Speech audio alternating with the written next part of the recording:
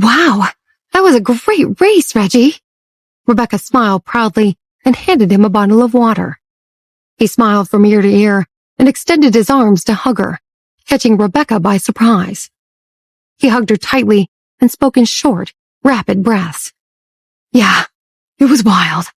If I win the final, I'll give my trophy to you. She gawked at him, stunned. She couldn't believe what she had just heard and wasn't sure what to make of it. Just as she was about to protest, he let go of her and gulped the water in one long sip. She composed herself and waited for him to finish drinking before she flashed him a friendly smile. So, it looks like you're going to race against Callum tomorrow. He nodded and wiped the sweat off his brow before gazing at Callum, who had slowly made his way across the tarmac. Their eyes met briefly, and Reggie grinned. Yeah, I'll do my best to beat him and win the trophy. Rebecca was amused and chuckled. I'll have to cheer for both of you. Callum had sharp ears and had overheard Reggie. He raised his eyebrows and looked at Wanda. Don't worry, I'll definitely win tomorrow. I'll become the reigning champion, and the first place trophy will be yours. Reggie pretended not to notice and watched the fourth group of racers speed around the track. Rebecca suddenly looked at her watch and began to feel a little anxious. She hadn't heard from Kyle yet and didn't know how she would sneak back into the academy without being caught. She would be in serious trouble if anyone discovered she had skipped the endurance exercise. Reggie noticed that she suddenly seemed stressed. Are you going back now? She waved the tracker in her hand. Yeah, I have to.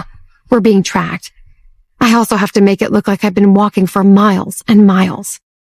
Reggie looked at her and pursed his lips. I can give you a ride if you like. She shook her head. It's too late. It's peak hour traffic now, and we'll get stuck in a traffic jam. Reggie was about to say something when Rebecca's phone rang. She pulled it out of her pocket and answered it. The corners of her mouth curled into a smile as she looked over her shoulder. Yeah, I see it. I'm on my way. She slipped her phone back into her pocket. Kyle's on his way. He's in a helicopter. She gestured toward the helipad at the far end of the racetrack. Wanda sighed enviously. You're so lucky. I also want to fly in a helicopter.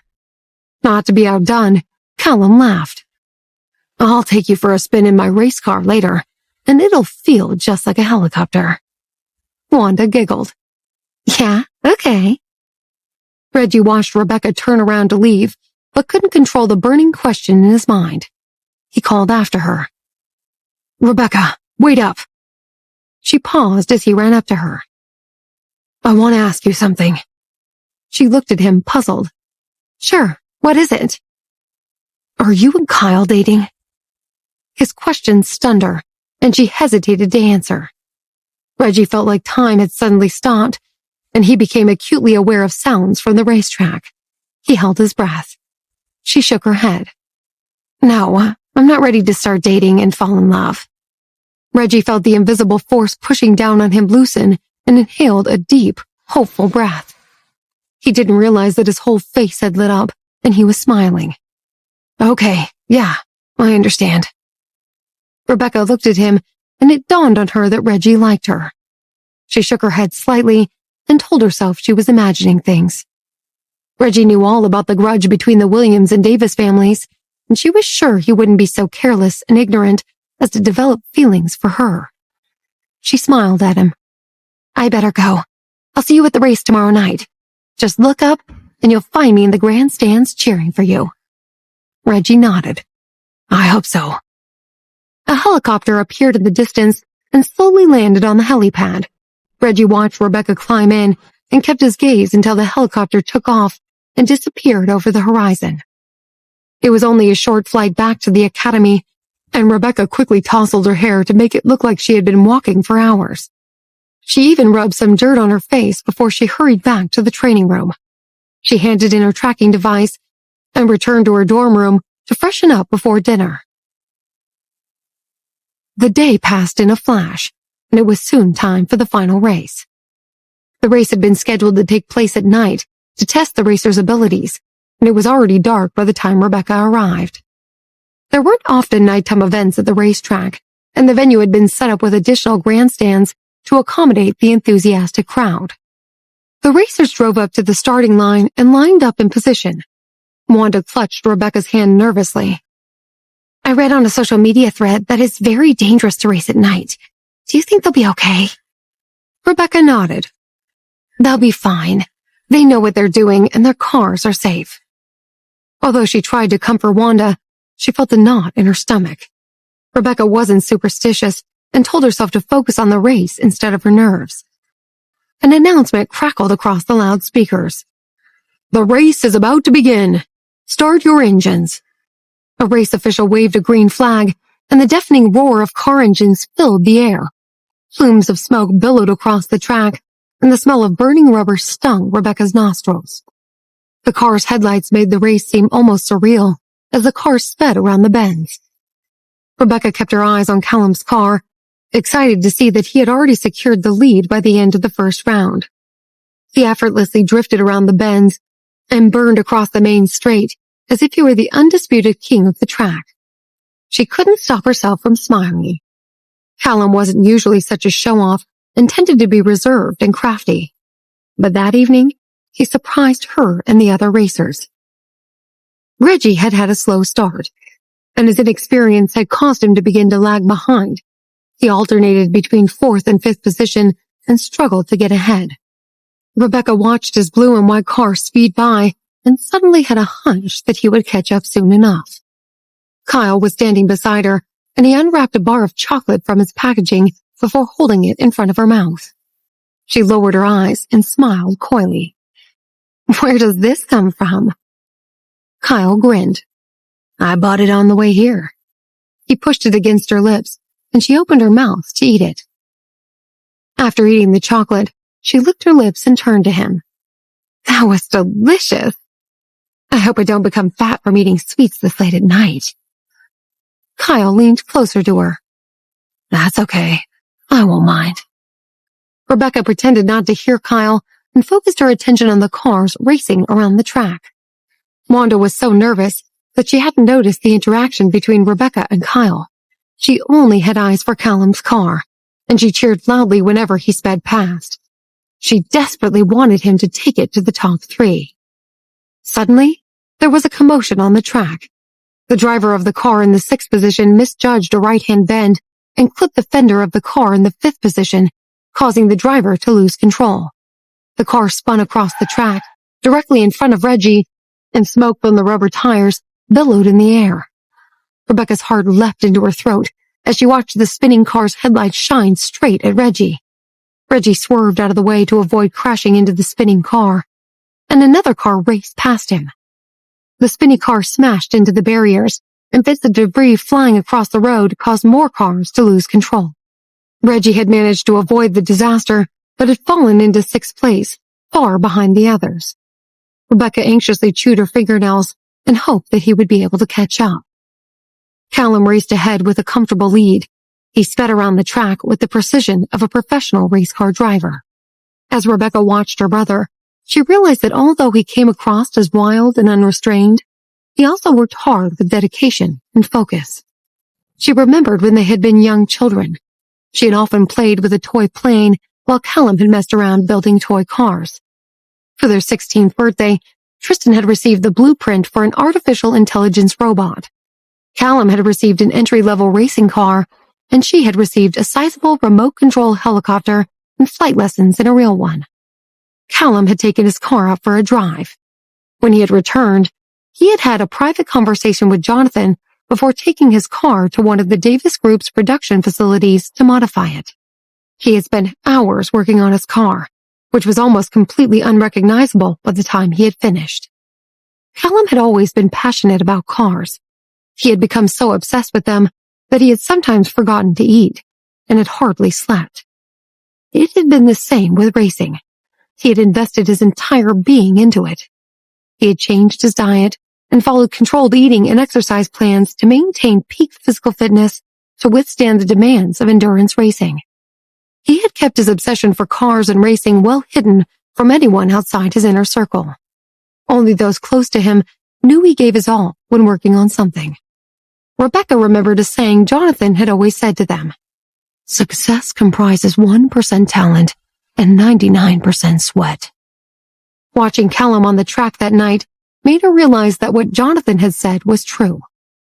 The race was almost over, with only a few laps left. Since Callum was safely in the lead, Rebecca focused on Reggie. He had made good progress and had moved up into 5th place. With 2 laps to go, her palms began to sweat, and she started to worry that Reggie would lose. Callum raced down the main straight, and the last 5 cars hurried to catch up to him.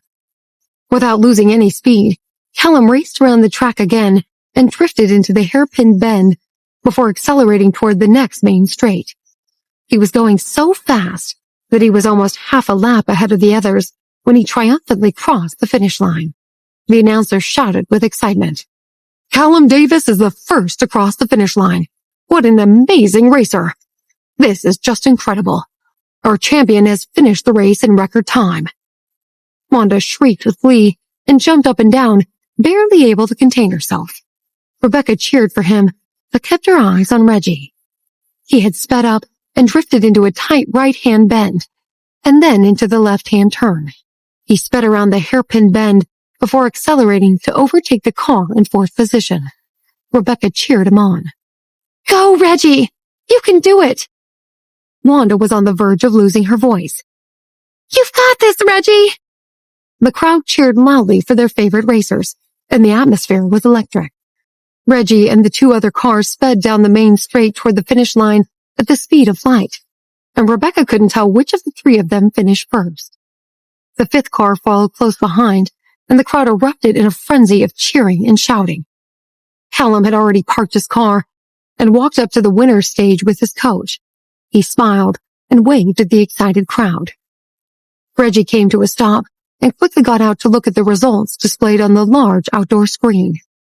The cars had crossed the finish line simultaneously, and the race officials had to use live-action replay to confirm the 2nd and 3rd place winners. Rebecca jumped up and down and clapped her hands excitedly when she saw that Reggie had come in at 3rd place. She couldn't believe he had done so well and was very happy for him. She knew Reggie took competition seriously and would have been in a terrible mood if he had lost. He had put in a lot of effort to make it to 3rd place. Lost in thought, Rebecca was startled when she felt Kyle's arm around her shoulder. He gestured with his free hand. "Come on, let's go congratulate Callum and the others." Rebecca lowered her head and looked at his open palm. His fingers were strong and calloused from years of training and fighting, and he seemed more masculine than the other young men she knew. She raised her eyes and smiled. "How do you think you'd do if you were to race around the track?" He raised his eyebrows. "Do you want to see?" She fluttered her eyelashes and her mouth twitched. "You're good at flying, but I don't see you as a racer." Kyle's playful look disappeared, and he didn't respond. Rebecca gazed at Kyle, and the look on his face puzzled her. She was about to ask what the matter was when he pulled her closer and spoke in a low voice. "About 2 years ago, I went on a mission in the desert. The terrain was terrible, and there was a serious accident involving an SUV. We were ambushed, and I lost one of my friends that day." She stared at him with wide eyes. "What happened?" He looked out into the distance and squinted at the bright lights. "I took an advanced training course and learned to navigate treacherous terrains. I eventually tracked the person responsible for driving my friend off the road. I'll just say he's no longer around to tell the story."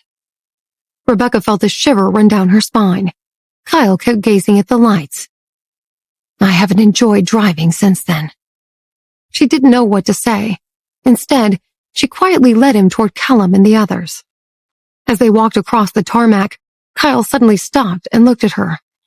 "I don't think I can wait for you anymore." Rebecca frowned, confused. "What do you mean?" Kyle tightened his grip on her shoulder. "It's too dangerous. Even if we're in the same squad, I won't be able to guarantee your safety." She shook her head. "I've already decided what I want to do." Her eyes lit up, and she met his gaze. "When you first taught me to fly, you said that if I die, I die. Isn't that so?" Kyle's expression hardened, and he didn't know how to reply. She was right, and there wasn't much he could do about it. Instead, he pulled her closer to him and sighed. Kyle was strong and didn't realize he had pulled her too hard. Her head was knocked into his chest, and she felt a sharp pain in her nose. But instead of moving away from him, she pressed her head against his chest and listened to the sound of his heartbeat. She felt his warm breath against her face and breathed in the scent of his cologne. In the noisy, overcrowded area, she heard the steady and powerful beat of his heart and felt his ribcage expand and contract as his breaths quickened. She knew the path ahead of her would be long and arduous, and although she felt afraid, she also felt relieved. There was something about Kyle, and Rebecca knew she had feelings for him. Wanda had been following close behind them, but she stopped dead in her tracks when she saw Kyle hugging Rebecca. She didn't know whether to ignore them or look for Callum on her own, or if she should wait for them. She twirled a strand of her hair between her fingers and suddenly thought about Reggie, wondering if there was still hope for him. Kyle suddenly let go of Rebecca as if nothing had happened. Okay, do what you want to. Rebecca took a deep breath. So, does that mean you'll wait for me? He looked at her and nodded. Yeah, what else can I do? She smiled, and they continued to walk through the thronging crowd. Wanda quickly caught up to Rebecca and tugged her sleeve. Are you Kyle dating? It was the second time she had been asked that question in as many days, and she looked at Kyle with an annoyed frown. No, he'll have to work harder if he wants to date me. They pushed through the crowds and finally reached Callum and the other racers. A medical team treated the injured drivers while the others stood around and chatted about the race. Several people, including a group of excited girls, had surrounded Callum. Everyone wanted to meet the winner. The other racers were amazed by his win and eagerly asked him to tell them how he had done it. Reggie seemed to be in a serious conversation with his coach, and he nodded as his coach gestured enthusiastically. The event organizers were busy preparing the platform for the awards ceremony. Television crews and reporters milled about, jostling for the best spot to place their cameras. A few reporters had already started interviewing some of the racers. Rebecca noticed that Callum had returned to his usual self. He looked carefree and friendly. If she didn't know any better, she would have thought he was an ordinary young man with a bit of talent and a stroke of good luck. But she knew exactly who he was and where he had come from. He was the son of two geniuses that had been blessed with extraordinary talent. A reporter cornered Reggie and was interviewing him. Reggie seemed more serious than Callum and also looked slightly shy. He carried himself well, with the air and grace of someone born into society's upper echelons. Rebecca then turned to see Oliver and Layla, and she was glad that they had come to support Reggie. She retracted her gaze and tugged at Wanda to find a good spot to watch the awards ceremony. After a while, an announcement blared over the speakers. Ladies and gentlemen, the awards ceremony is about to begin. The three winners walked onto the platform and took their rightful places on the podium. Callum stood in the middle, while the second-place winner and Reggie stood on either side of him. The three young men beamed proudly as the crowd cheered and clapped for them. The chairperson of the Racing Association handed out the trophies as the photographers snapped as many photos as possible. Their bright flashes flickered like the paparazzi photographing celebrities. Rebecca's heart swelled with pride as she watched Callum receive his trophy. The three winners held up their trophies and the crowd cheered again. They smiled and shook each other's hands before posing for more photos. Under the intense light of the floodlights, the three young men looked more spirited than ever. Their whole lives were ahead of them, and their futures were bright. When the commotion had ended, Callum swiftly hopped off the stage and stood before Wanda. He handed her the trophy and grinned. Didn't I tell you I'd win? Wanda blushed, and she felt butterflies in her stomach. She smiled at him and gazed into his eyes. Congratulations. I promised to take good care of your trophy. Callum winked at her. Yeah, I know you will. Rebecca watched the two of them flirt and smiled. Just as she was about to leave, she saw Reggie approach her. His eyes twinkled, and he carefully clutched his trophy with both hands, as if it might break. He seemed slightly nervous as he held the trophy out for her. "Rebecca, this is for you." Rebecca was surprised by Reggie's gesture. She didn't think he even liked her. Not so long ago, she had thought they were just friends, and when she had told him who she was, she had been sure that they would never be anything more. But the look in his eyes clearly indicated that he had feelings for her. Seeing her hesitate, Reggie added, "I know it's not the champion's trophy, but it's better than nothing. It took me a lot of effort to win it. Maybe if I practice more, I can win first place next time." At that moment, Rebecca was certain he was in love with her. She stared at the trophy in his outstretched hand, wondering what to do. She knew how sensitive he was. If she didn't accept it, he would be insulted. Finally, she decided to take it, hoping he wouldn't get any ideas. She could feel Kyle's eyes on her, and she tried to ignore him. Beads of sweat ran down her face. She smiled at Reggie as she held the trophy. "Thanks. Let's consider this a token of friendship, okay? Or maybe a gesture of appreciation for when I saved you." Reggie's heart sank. He had hoped for more, but he pretended to be casual about it. "Whatever. It's yours now." Rebecca looked around at the others. "I guess I'll have to start racing too, so I can win my own trophy." She glanced at Kyle, who was still frowning at them, and she was relieved when Callum and Wanda went over. Callum slapped Reggie on the back. "Good job today, dude. You've improved a lot." "Maybe. I'm not nearly as fast as you." "Come on. It's time to celebrate. I'll treat you all to dinner and drinks." Everyone's mood instantly lifted. Oliver and Layla soon joined them.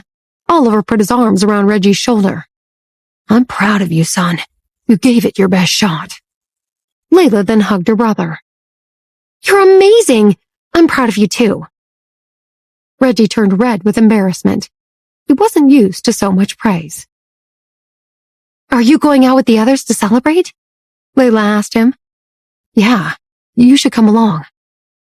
Oliver smiled at the group. "I'll leave you young people and go back to the hotel. Have a good time." He turned to Reggie. "Take care of your sister. I'll see you two later." After Reggie and Callum said goodbye to the other race car drivers and their coaches, the group of friends piled into a car and drove to a restaurant. They had just sat down at a table when Kyle's phone rang. He answered, and then returned to the table a few short minutes later. "That was Zach from the Air Force Academy. He and my cousin Pedro are going to join us if that's okay." Callum was thrilled. "The more the merrier, as long as your cousin isn't as good-looking as me." Kyle laughed. "Don't worry, he's as ugly as I am." Zach and Pedro arrived a short time later. Pedro was as cool and aloof as always. He barely spoke, and he kept looking at his phone. Callum was surprised at how different Kyle and his cousin were. "Hey, Pedro, I went racing last year with Jose. He mentioned you, and he told me he'd bring you racing next time." "Oh yeah, I remember how obsessed he became with car racing last year," Kyle said. "He said someone led him into a trap. Was that you?" Callum nodded. "Yes, it was. I thought he'd never forgive me." "Jose's at university now. You guys should definitely go racing together." Callum was thoughtful. "Maybe I'll invite my cousin Bo next time. He's also into race cars. We play basketball together too. I'll give him a call later." The conversation continued about racing. Reggie listened intently, and he asked Callum about a certain maneuver.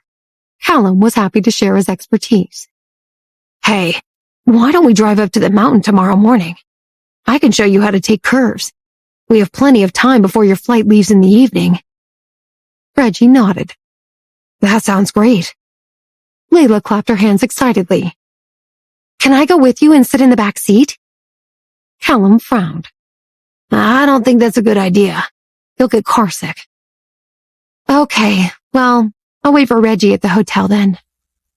She was anxious to return to Cuba. Though Bruno had sent her away and had asked her to think about their future together, She had already made up her mind even before her trip to Bolivia with Oliver and Reggie. Her heart went out to him. He had suffered so much in the past, and she wanted to tell him that she couldn't imagine her life without him. She couldn't wait to go back and see him again. She decided to go straight to the hospital once they arrived in Havana. During dinner, Reggie and Callum made plans for the following morning. Everyone was in high spirits, chatting adamantly and laughing. Rebecca woke up bright and early the next day. The weather was gorgeous, and she looked forward to her last class of the training course. She would have a test the next day, and then the semester would begin, and she would take her normal courses again. She never imagined that day would turn out to be one of the worst of her life when her phone rang during the lecture with Zach. Rebecca switched her phone to silent, embarrassed by its loud ringing. It wasn't until after her class that she noticed she had 10 missed calls. Surprised, she looked at the caller IDs. Wanda had called her 5 times, as had her father and her mother. She quickly called her mother, who answered immediately. "Rebecca, where the heck have you been? I've been trying to reach you for the past 2 hours. I've been attending my lecture. Why? What's wrong, Mom?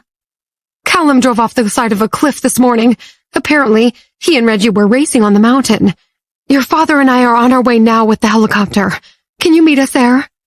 Rebecca's heart started pounding. "Did they find Callum?" "Not yet. There's a search and rescue team on site, and they're still looking. The car must have fallen into the river below.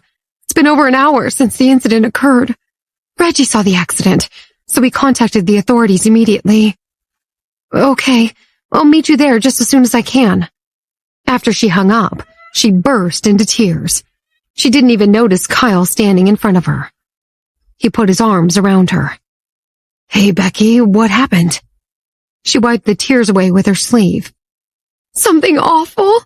I just spoke to my mom. Callum drove off the side of a cliff this morning. They're searching for him in his car now. My mom and dad are on their way to the site." Kyle was stunned. "Was Reggie with him? They were talking about going racing yesterday at dinner. Don't worry, I'll take you there in my helicopter." She nodded numbly and followed him out to the helipad. They climbed into the cockpit and took off. Reggie sat trembling in his car, trying to remember what had happened. He was parked at the edge of the cliff where Callum's car had disappeared.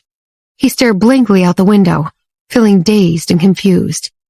Down below, he could hear the sound of the river in the gorge. The only thing he recalled was seeing Callum's car skid off the road and nosedive off the cliff, but he had no idea why.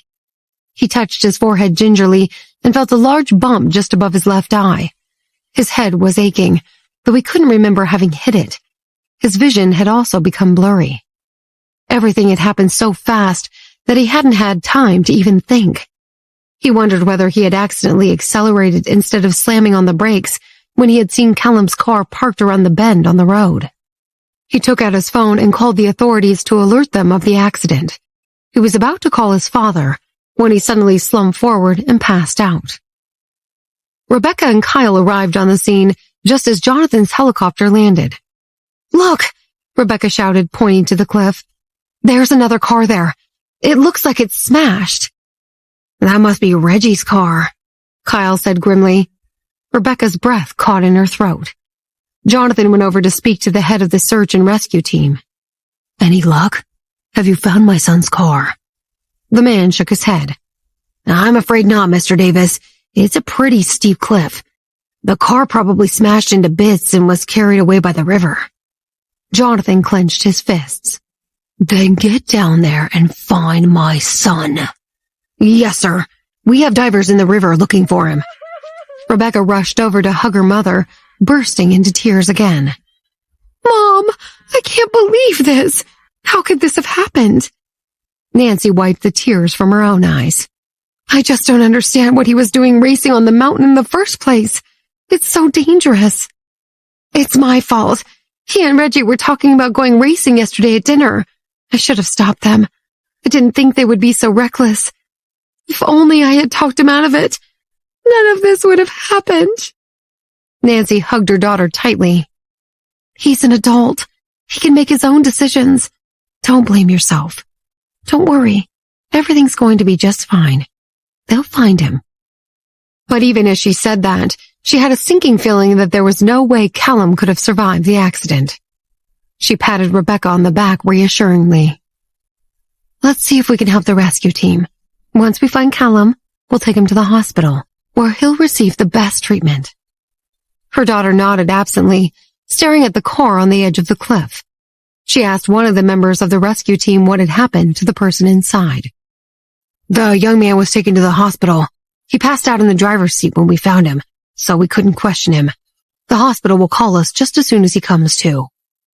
Rebecca looked down at the surging river below, and she shuddered. At that moment, Kyle went up to her and took her hand. Why don't we search for Callum with the helicopter?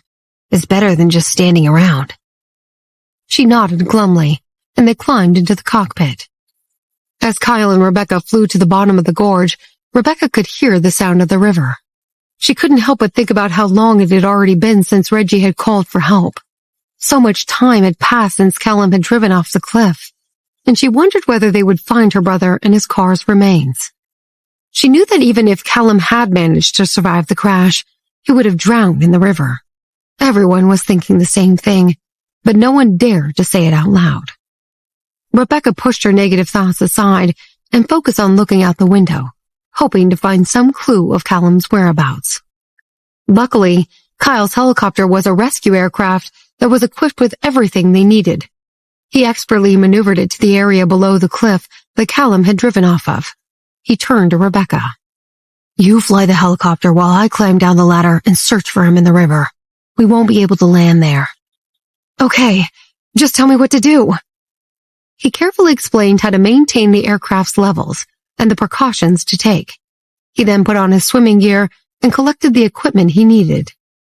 Rebecca tried hard not to burst into tears.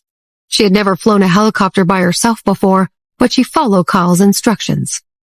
Suddenly, they saw a race car floating in the water up ahead. Kyle joined the search and rescue team as they swam toward it.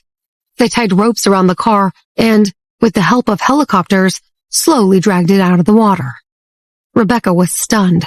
She watched anxiously as Kyle and the others waded through the water, looking for pieces of wreckage. Nancy, who was waiting by the river's edge, held her breath. She didn't dare think about what they would find inside the car. She and Jonathan rushed over to examine the car with members of the rescue team. Much to their relief, it wasn't too damaged, but the driver's seat was empty. Someone pointed to the car's rear bumper. Look at that.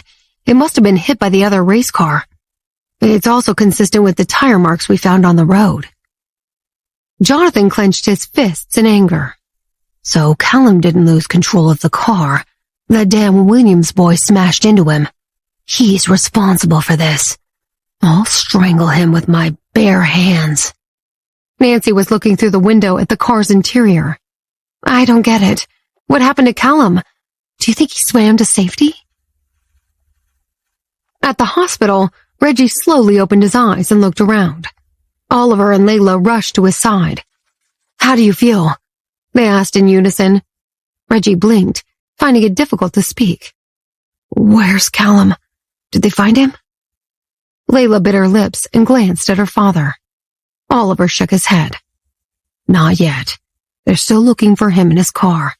What the heck happened, son? Reggie tried to remember, but his memory was foggy. The only thing he could recall was swerving around that last bend and Callum's car going off the cliff. He had no idea what had happened between those two events. I don't know. I can't recall. Layla took his hand. It's okay. You must be suffering from shock. Just take it easy and it'll all come back to you eventually. Reggie could feel his heart pounding in his chest. He was sweating profusely and he couldn't stop shaking. Oliver turned to the attending doctor. What's wrong with my son? Why can't he remember anything? The doctor frowned. There's nothing wrong with him physically. We examined him thoroughly, and there's no sign of injury or a concussion. He may have some memory loss, but that's normal in cases like this. What can you do to help him? Layla asked. Not much at this point. His memory loss is probably just the brain's way of coping with the trauma he suffered. You may want to transfer him to the psychiatric department so a specialist can examine him." Oliver nodded. Just then, his phone rang. It was someone from the search and rescue team. "Mr. Williams, I'm just calling you to tell you that we found Callum's car. We pulled it out of the river, but there was no one inside. We're still searching." Oliver's heart sank. "Okay, just do whatever it takes. You must find him." He was more worried about Jonathan than Callum at that point. After all, the accident appeared to be Reggie's fault. There was no knowing what Jonathan would do to avenge his son if something happened to him because of Reggie. He had been relieved when the feud between the Williams and the Davidson families had finally come to an end several years ago. Jonathan had been careful not to cross his path since then, and their kids had even become friends. He shook his head and sighed with frustration, thinking everything was about to change once again. Oliver knew he had to prepare for the worst. There was a strong possibility that Callum was dead, which meant that another feud would erupt between the two families. There was no way around it. He wondered what he could do to protect himself and his kids from Jonathan. The Davises wielded enormous power and influence. No one could defeat them. He felt sorry for his son. It was obvious that the crash had been an accident, but he knew Jonathan wouldn't see it that way. He would blame Reggie. Oliver sat on a chair and buried his face in his hands, trying to think of a way out of the mess they were in. Reggie picked up on his father's anxiety. "Dad, don't worry. This has nothing to do with you. I take full responsibility." Oliver looked up at him with tears in his eyes. "How can I not get involved, son? Besides, it wasn't your fault. It was an accident." Reggie shook his head sadly. "If Callum's dead, I don't know how I'll live with myself." Layla was shocked. "Don't say that. You don't even remember what happened. Maybe he lost control of his car and skidded off the road. Don't blame yourself." Oliver nodded in agreement. "She's right. Don't jump to conclusions. They haven't even found Callum yet. Just concentrate on getting well. Listen to the doctors." He then turned to his daughter. "Keep an eye on your brother while I go out for a while. Your mother will be here soon. Whatever you do, don't let Reggie out of your sight." She nodded. After speaking to the doctor again, Oliver made some phone calls. Jonathan climbed into the cockpit of his helicopter. He wanted nothing more than to strangle Reggie and Oliver at that moment, but he knew he had to find his son first. When Tristan arrived at the scene and saw his father's face, he didn't say a word. He got into the helicopter with him and sat quietly in the passenger seat. They took off, hovering above the river. Tristan put on his diving gear, climbed down the rope ladder, and jumped into the water. Wanda had also arrived. She was standing at the edge of the cliff, looking down at the gorge and the river below. She still couldn't believe what had happened. That very morning, she had been looking at the trophy Callum had given her, certain that he was in love with her. She knew that it was the first championship trophy he had won, so it must have meant something. Meanwhile, Nancy was busy programming drones to search for Callum. They were equipped with a scanning radar device that could detect signs of life. Once she had finished, she activated them, sending them beyond the area where the divers were searching for Callum at the bottom of the riverbed. She waited impatiently to receive some indication that they had found her son. Rebecca was still flying the helicopter above the river, watching as the divers emerged with pieces of the car's wreckage. There was still no sign of Callum anywhere. Kyle, who was several feet underwater, looking at his diving meter and realized he only had a little oxygen left in his tank, he quickly ascended to the surface, where Jonathan's helicopter was waiting for him. He climbed the rope ladder to the cockpit. "Did you see anything down there?" Jonathan asked. Kyle shook his head. "Nothing but some car parts." Jonathan didn't say anything more, and an awkward silence descended on them. Kyle decided to go back down again after a while. After grabbing a new oxygen tank, he asked Jonathan to lower the aircraft to another area of the river. The search continued until nightfall. Kyle waded to the shore and sat on a rock, exhausted. The other divers soon followed. They gathered with the rest of the search and rescue team. No one said anything. It had been a disappointing day. Jonathan landed his aircraft and went over to Nancy. "How's it going? Did the drones find anything?" Her eyes were filled with tears. "No, nothing. One of the drones took a picture of a moving object, but it turned out to be a big fish that had washed up on the riverbank. My back is killing me. I've been sitting here all afternoon, waiting." Suddenly, she couldn't take it any longer, and she burst into tears. Jonathan put his arms around her, trying to comfort her. "Don't worry. We'll find him. Callum's always been lucky. I refuse to believe he's gone." Nancy put her head on his shoulder. "I hope not. I'd like to think he swam to safety. Maybe he's waiting for us somewhere." The search team continued their efforts. Rebecca landed the helicopter, and she joined her father and her mother. "Let's go to the hospital," Jonathan suggested. "I want to find out exactly what happened." Reggie thought that the past few hours in the hospital had been torture. Ever since he had woken up after being taken there, he couldn't stop thinking about Callum. He still couldn't believe what had happened. He had always been shy and withdrawn around others, but Callum was his one true friend. Many kids at school had tried to befriend him when they had found out he was a member of the powerful Williams family. Others had ignored him, thinking him slightly strange. But Callum was different. Though Reggie had found him loud-mouthed and arrogant in the beginning, he had eventually warmed to him, and he had discovered a side to Callum that many people didn't see. As a result, they had become good friends. Callum had a lust for life, and Reggie admired his honesty and integrity. That morning, on the mountain, Callum had shown him several racing techniques. Reggie had watched him intently, grateful for his expertise and his willingness to teach him. He had felt that he had finally made a friend for life. He just wished he hadn't agreed to race him. No matter how hard he tried, Reggie still couldn't remember how he crashed into Callum's car. He went over the events of the morning in his head, wondering whether he had accidentally accelerated instead of slamming on the brakes when he had seen Callum's car parked by the edge of the cliff. All he knew was that he had intended to slow down. He shook his head, cursing himself for having made such a fatal mistake. Though he wasn't an expert race car driver like Callum, he had enough experience. He lay back on his pillow in frustration and closed his eyes to rest.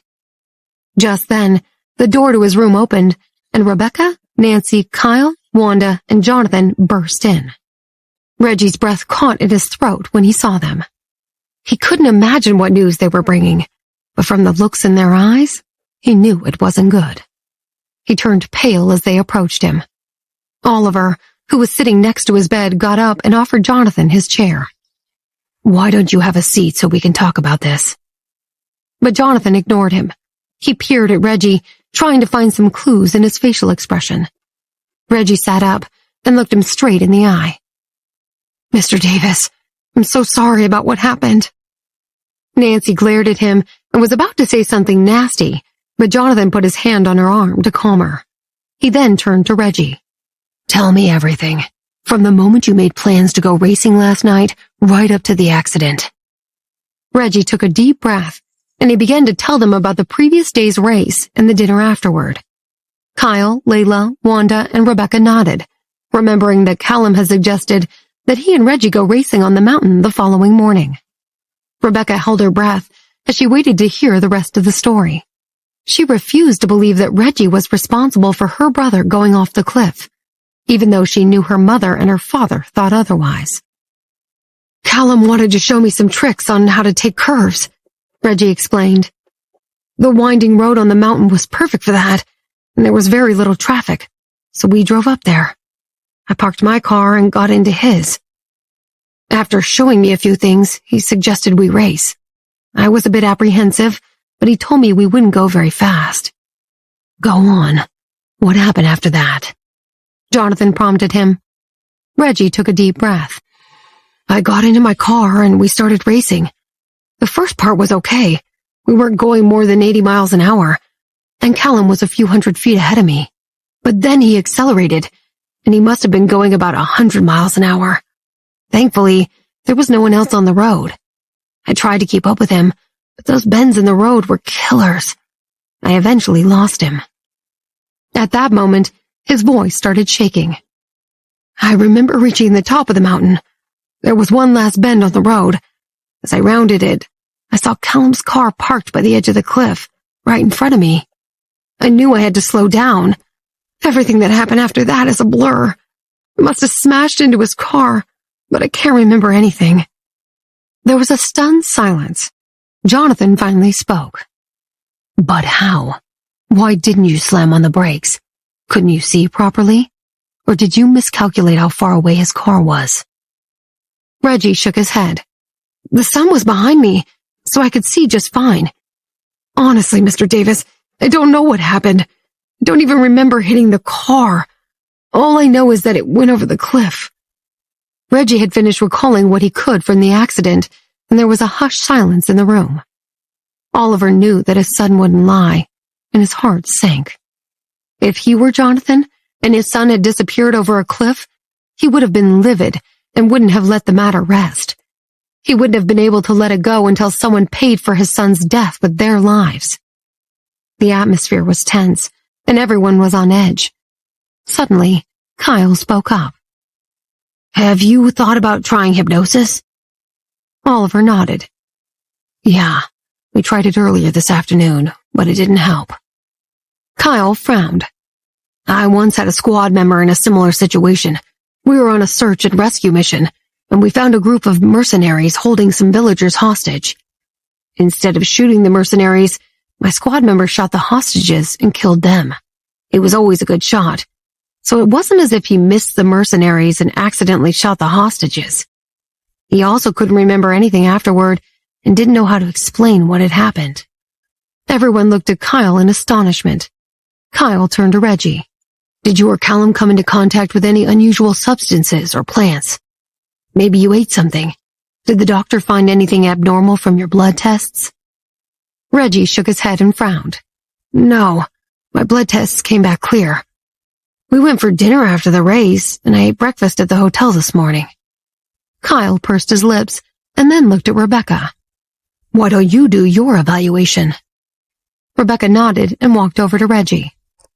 Reggie glanced at Kyle, somewhat surprised that he seemed willing to help when all the evidence pointed toward him being the one to have caused the accident. He realized that Kyle had the decency to help him, even though they both had feelings for Rebecca and were secretly competing against each other for her attention. He had expected Jonathan to react differently and had thought he would have assaulted him, but much to his relief, that hadn't happened. Everyone waited patiently for Rebecca to do her tests on Reggie, and for a brief moment, he felt as if there was a glimmer of hope. He desperately wanted to know the truth. Rebecca spent a long time examining him and was very thorough. She wanted to be sure of her suspicion. Eventually, she stepped back and looked up with a deep frown. It was clear that she was still uncertain. There's an unusual irregularity, and I'm not sure, but it indicates poisoning. It may be a neurotoxin, but it could have been a low dosage, or perhaps it's been too long to pick it up clearly. I recommend that more blood tests be taken and that the lab expand its testing range. I also want Helga to take a look. Her advice is invaluable, and I need her expertise to confirm my suspicions. Jonathan nodded and phoned Steve.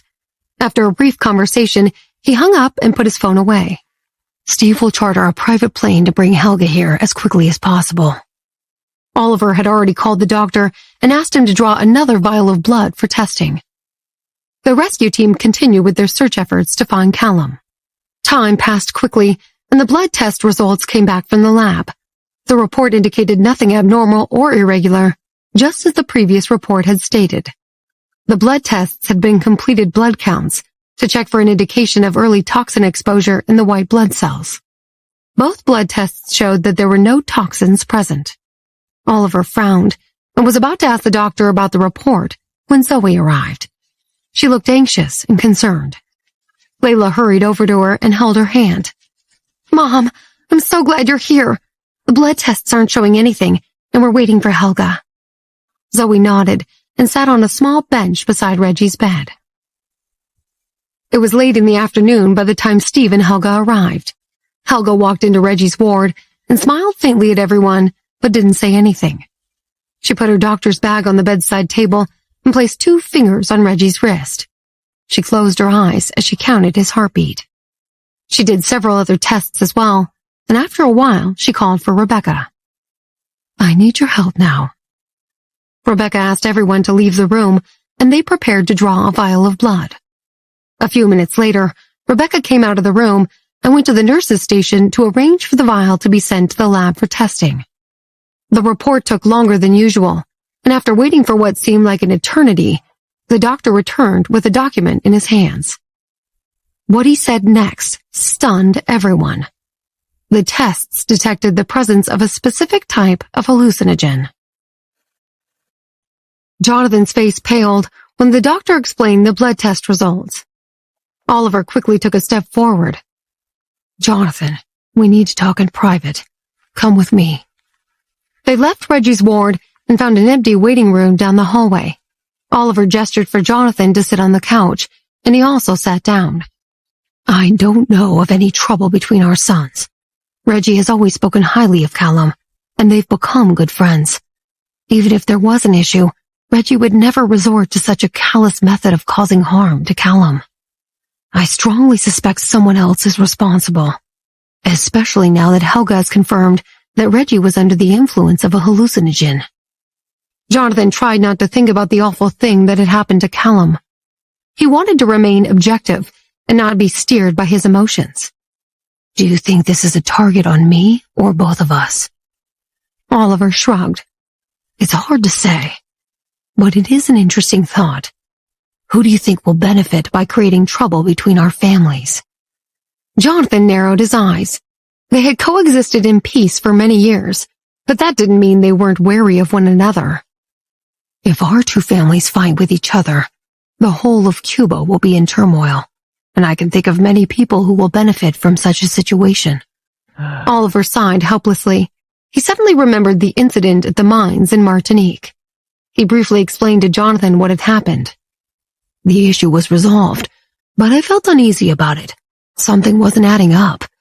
So I sent my men out to investigate it further, but they didn't find anything out of the ordinary." Jonathan's expression hardened. "I think you should look into that again. Let me know if you find out anything new. We have to find out who is behind Callum and Reggie's matter.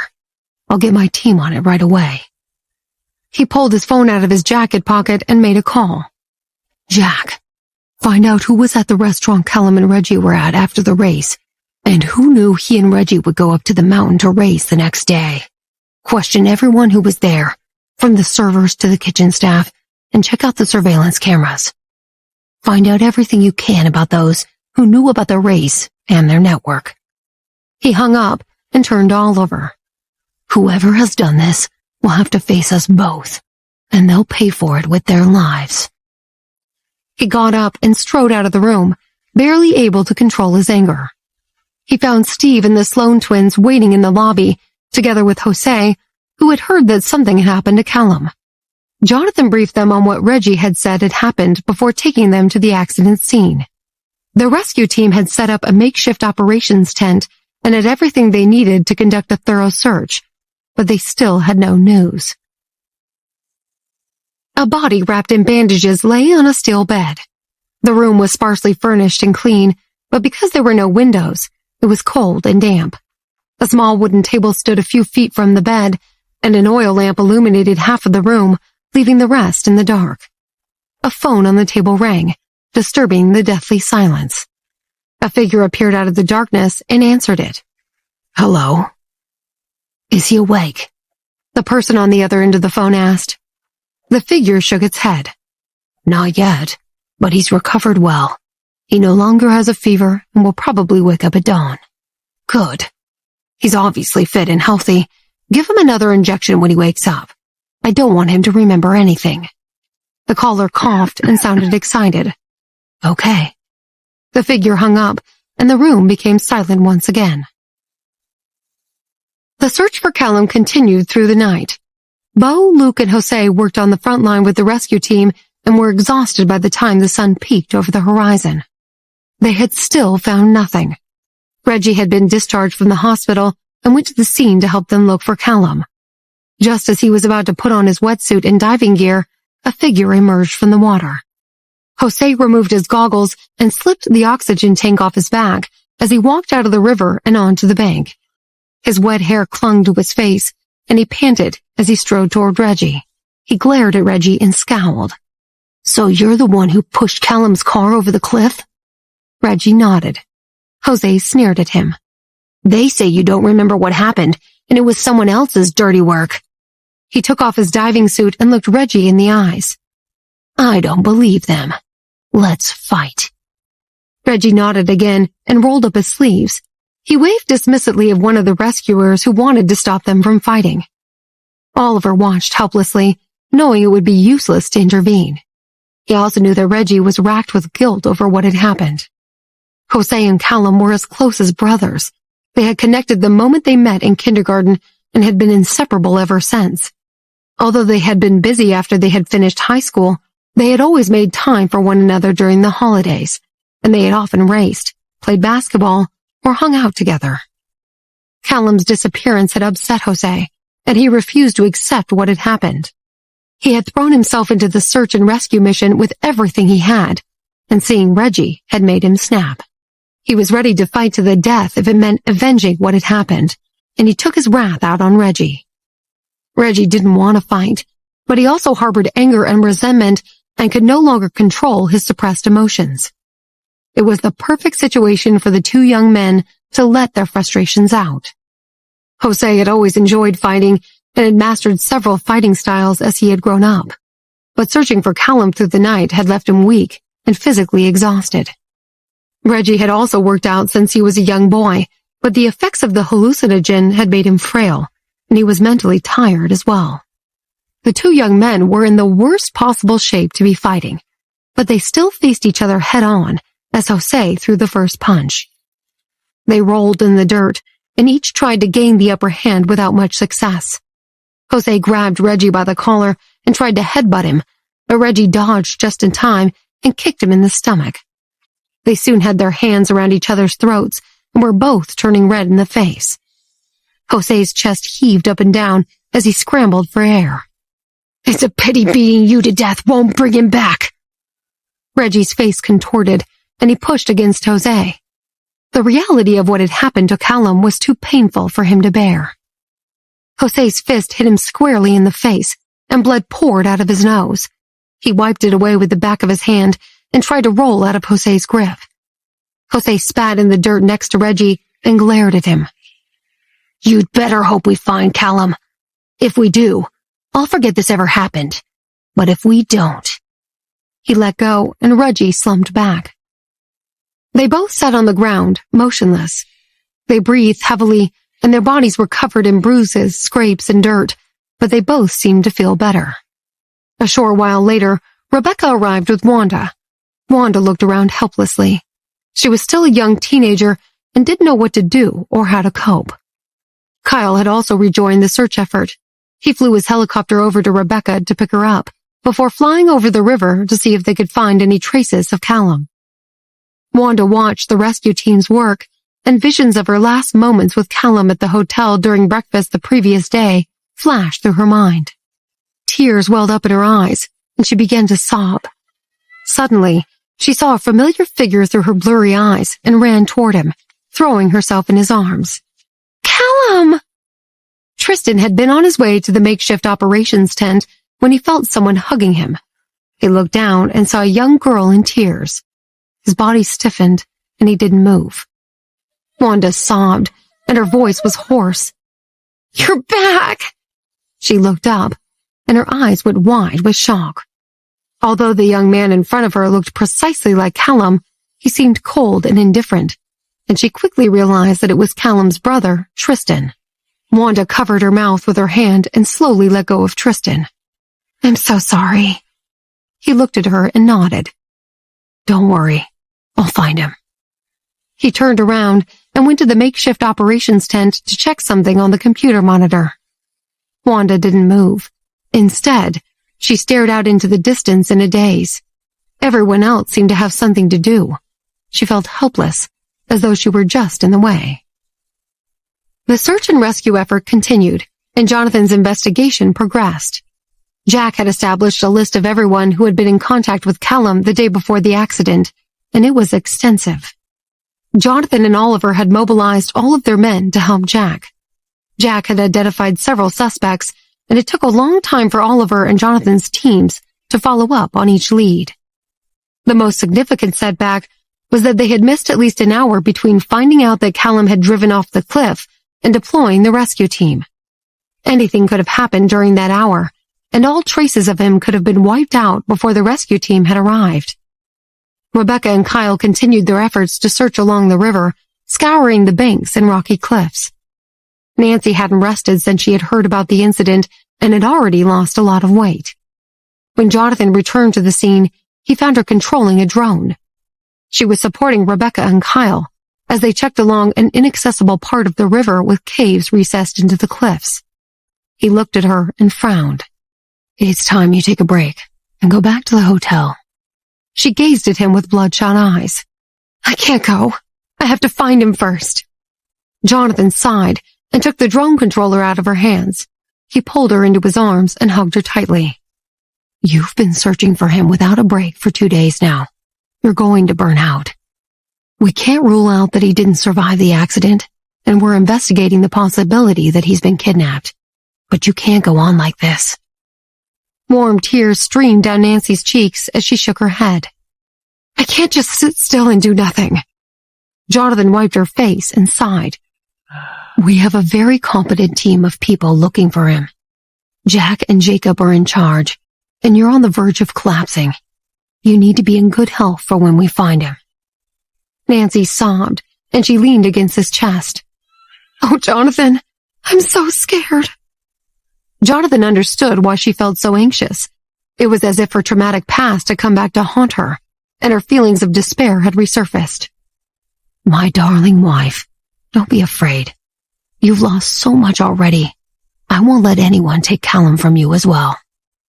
He lowered his head and kissed her on the forehead. "You have to trust me." Nancy buried her face in his arms and sobbed. Charlotte had also arrived to help with the search effort, while she and Jacob's 10-year-old son had stayed behind in Houston. Charlotte's mother, Jane, was a retired assassin, and she had ways of tracking people. She had accompanied Charlotte to do an on-site analysis. Jane briefly explained to Nancy what she would be doing. "I've learned how to find people who thought they had hidden themselves so well that no one would ever see them again. The results might not be instant and may take a long time, but we'll find him." Nancy nodded. "Thank you. I don't care if it takes 3 months or even 30 years. I believe he'll be returned to us." Jonathan had chartered a private plane to fly Nancy back to New York. Jacob escorted her and Jonathan to the airport. He hugged her and took her hands in his. "Don't worry. We'll do our best and we'll find him." As the plane took off, Nancy leaned against Jonathan's arms and fell fast asleep. The new semester at the Air Force Academy started, and Rebecca's family couldn't hide her identity any longer because of the incident. They had to tell the Lieutenant General that the hardworking student was Jonathan Davis's daughter. Rebecca applied for 2 weeks' leave to help with the search efforts, but time passed quickly, and she eventually had to return to the academy. She arrived back exhausted and anxious. Kyle had also returned because he had been deployed on a new mission and barely had time to breathe. Rebecca returned to the Air Force Academy and went straight to the administration office. Jonathan had ensured that the news of Callum's disappearance hadn't spread further than their inner circle and most trusted alliances. But he had had to inform the Academy's Lieutenant General about it. As Jonathan had sworn the lieutenant to secrecy, no one else at the Academy knew. Rebecca waited for Lieutenant General Wayne Cooper to finish a meeting before he could see her. He smiled at her and gestured for her to enter his office, expecting her to ask for additional time off. She saluted him and sat down. "Sir, I want to join the combat rescue team and search squad." He was surprised at her request and raised his eyebrows. "Miss Davis, this is most unexpected. May I ask why?" She gazed at him with unwavering eyes, and her tone was resolute. "As you know, my brother went missing, and although I didn't find him, it occurred to me that I want to be able to help others who have lost someone or those who need to be rescued. Lieutenant General Cooper saw the determination in her eyes. Are you aware of the requirements? I've seen your records and know you're already familiar with helicopter flying. However, there are many more skills that you need to learn first. It takes years of experience to join the Combat Rescue and Search Squad. Although you have performed well and have achieved top marks on your evaluations, you're not yet qualified to join such an elite squad. Rebecca nodded. Yes, sir. I'm willing to take on additional modules to get the necessary training. I'm ready to work harder than ever to make it happen. Cooper twirled his pen in his hands. I appreciate your enthusiasm, but you must understand that achieving the competency required will take a long time.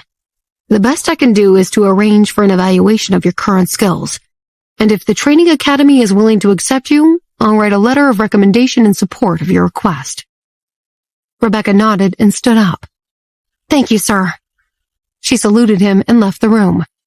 As she closed the door, a faint smile appeared on her face, the first in many weeks. Layla and Reggie had returned to Havana. They had been gone for a long time, and the new semester was about to begin. Reggie had been for therapy and counseling to deal with the post-traumatic stress he had experienced because of Callum's disappearance. He had also gone for hypnotherapy and memory restoration sessions. But he still had no recollection of what had happened that day. The doctors had said that the effects of hallucinogens were irreversible, and they didn't expect his memory to return. Layla had unpacked her bags, freshened up, and hurried to the hospital to visit Bruno.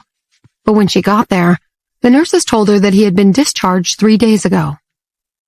She borrowed one of the nurses' phones to call him, but there was no answer, and it appeared as though the number was no longer in use. She remembered the day she had last seen him, and she started to become worried. She hadn't been able to get a hold of him ever since that day. Layla frowned anxiously as she handed the phone back to the nurse. The nurse noted her concern and explained that Bruno had only been discharged after the doctors had confirmed that he was fit to do so. She also told Layla that he had been in good spirits and that he had recovered well. Although he had regained the full use of his legs and could walk properly again, he wasn't as strong as he used to be and had to be careful not to strain himself too much. Layla sighed with relief and went to see if he was at home. She drove to the gate, and the security guard smiled when he saw her. Welcome back. I haven't seen you in ages. Bruno came back the day before yesterday. Layla's heart skipped a beat, and she suddenly felt homesick as she approached the house. Even though her fingerprint was still saved on the system and she could let herself in, she knocked on the door and waited for Bruno to answer. A minute went by, and there was no response. She knocked again, and after waiting for a while longer, she scanned her fingerprint and let herself in. The house was very quiet, and everything looked exactly as it had. The same pictures hung on the walls, and the mat with the curled-up edge was still there, in the same place it had been throughout her childhood. She walked into the kitchen and saw a pile of clean dishes on the drying rack. She guessed that he had cleaned up after eating, but hadn't yet packed the dishes away. She opened the fridge and saw 2 cartons of milk and a bottle of half-finished soda. She smiled and walked into the living room. The ornaments on the mantelpiece were as dusty as always, and she sat on the couch to wait for Bruno. Layla decided that Bruno must have gone out for something. Judging by the way he had left the place, it looked like he would be back soon. Time passed slowly. She waited until the sun went down, but Bruno still hadn't returned home. A thought flashed across her mind. He's in his 3rd year now. Maybe he started school a few days early and he's gone back to his dorm already. She went upstairs to check his bedroom and found the bed still unmade. She chuckled to herself. He never made his bed, so she wasn't surprised to see it with the blankets in a mess. She straightened the sheets and fixed up the blankets, and then she looked inside the closet. It looked like most of his clothes were still there. Maybe he's planning to come home after school today instead of staying in the dorm. She shrugged, and then she left Bruno's house and went home. The following day, Layla went to school to officially check in. She was starting a day late, and although the welcome banner was still draped over the front of the main building, there were no senior students at the check-in desk. Her mother accompanied her, and together they found the admissions office and got her registered. She was given the key to her dorm, and she and Zoe went off and searched for the room. Her 3 roommates were all very friendly, and after Zoe left, the 4 girls began to get to know each other. One of them came from Havana, like Layla, and the other 2 came from other cities in Cuba. One of the girls liked to gossip. So, Layla, we were just discussing our love lives before you came in. Do you have a boyfriend? Yeah, I do. Ooh, what's he like? Is he handsome? Show us a photo. The girls crowded around Layla while she found a photo of Bruno on her phone. Wow, he's hot. How old is he? He looks older than you. We grew up together. Layla's eyes sparkled when she thought about Bruno. He's 2 years older than me. He's studying here in this college. No way. Is he studying here? What is he majoring in? You have to introduce him to us. Layla laughed at their enthusiasm. Sure, I'll invite him around later. He's majoring in electronic communications. I think it's so cool that you managed to get into the same university as him. Did you do that deliberately? To be honest, yes. When he got accepted into this college, he said he would wait for me to get here, so I'm glad I got accepted. Wow, that's so sweet. I wish I had a childhood sweetheart like that. Yeah, my boyfriend goes to a different college. The gossip girl sighed. This one wasn't his first choice, unfortunately. I don't know how we're going to get through the next 4 years in different parts of the country. The girls continued to discuss their love lives in detail. Layla discovered that of the 4 of them, only one had never been in love. 2 of them, including her, were in love, while the 4th one had recently broken up with someone and was currently single. It wasn't long before the 4 girls started to form a firm friendship. Layla was delighted to have been put in a room with such friendly and like-minded girls, and she knew the 4 of them were going to get along well. That afternoon, Layla's roommates took her to get a cafeteria card, and then they all had lunch together. Afterward, Layla got changed and hurried to the main college campus to look for Bruno. There were lots of students milling around, carrying backpacks and bundles of books, and trying to find their respective lecture theaters and classrooms. Layla stopped an older girl who looked like she knew her way around. Excuse me, could you tell me where I could find the electronic communications department? The girl looked Layla up and down and guessed she was a freshman. Are you looking for a student leader? I wouldn't bother. No one's seen him for days. Layla looked at the girl with confusion. What do you mean? The girl sized her up again with a sigh. You freshmen have a lot to learn. Let me explain. Each department has a student leader. The architecture faculty is Jamie, journalism's is Nathan, and communications is Bruno. The older girl finished explaining things to Layla. So, are you looking for Bruno or not? Layla nodded, and she looked at the girl with concern. How many days has he been gone for? I heard he took sick leave when school started, and he hasn't fully recovered yet. I expect he'll be back in a few days. Then, she patted Layla's shoulder patronizingly. But I'm afraid you don't stand a chance with him. I've been classmates with him for 2 years now, and I've never seen him show interest in any girl. I think he's gay. He took sick leave when school started? Do you have his contact details? I'm afraid I can't give you those. The older girl shrugged. If he knew I gave away his contact details, he'd come after me. She smirked mockingly. Layla started to feel anxious about Bruno's whereabouts, and the girl wasn't helping matters. I'm his girlfriend. The girl laughed out loud. You seriously expect me to believe that? Who do you think you are? You're just a freshman. No, really, I am. Layla began to urge, but the girl wasn't having any of it. Sorry, I have to go to class now. Goodbye, and good luck. With that, the girl hurried off to her classroom. Layla stood rooted to the spot. She could feel her heart pounding in her chest. Bruno had been discharged from the hospital, but he hadn't returned to school, and he wasn't at home. And apparently, he had taken a leave of absence. So where the hell is he? She racked her brain. The landline in Bruno's villa had been disconnected for years, and since he had changed his cell phone number and deleted her from his social media accounts, she didn't know how to get in touch with him. But then she remembered she still had the phone number of one of the security guards at his villa complex. She dug out the number and dialed it.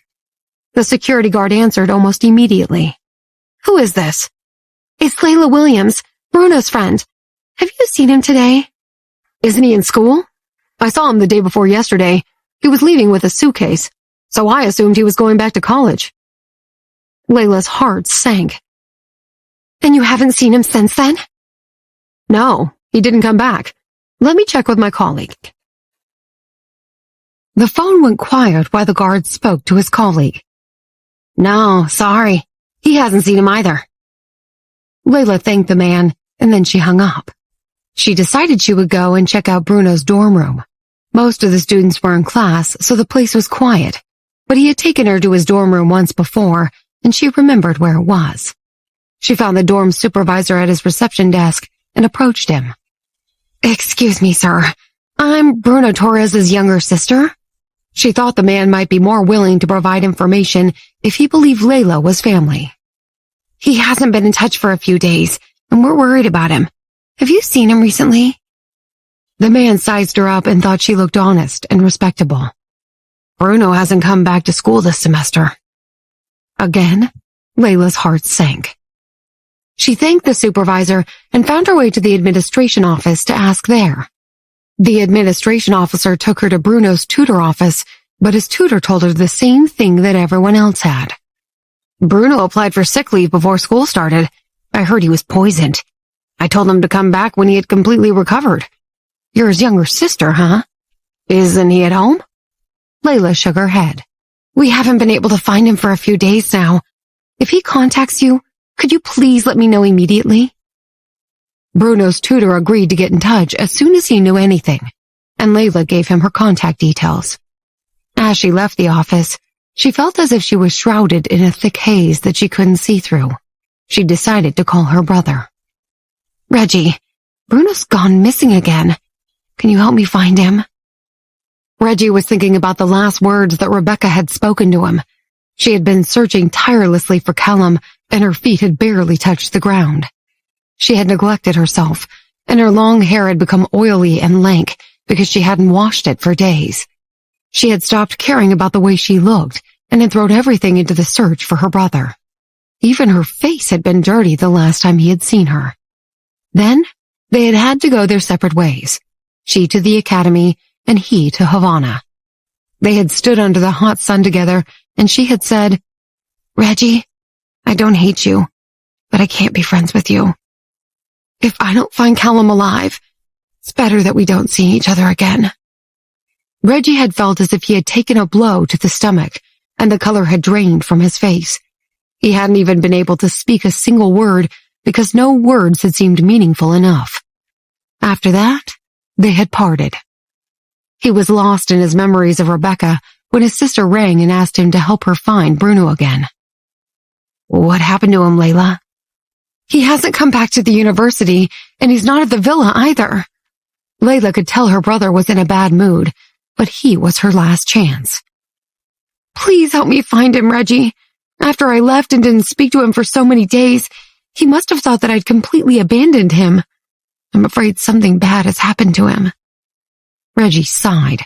"All right, I'll help you look for him." As soon as he got off the phone, he contacted an investigator to find Bruno. Meanwhile, Bruno's plane soared high into the sky. He looked down at the city below and watched it get smaller and smaller as he drew further and further away.